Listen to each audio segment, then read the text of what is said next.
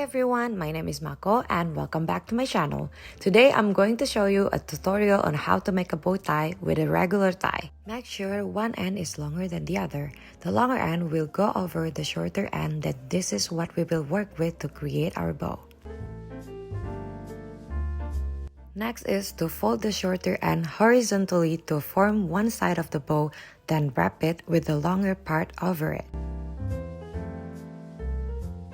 Now you can tighten and adjust both sides of the bow until it's even and sitting perfectly. You're almost there. And that's it! You've tied a bow tie. It may take a little practice, but with these steps you will have it down in no time.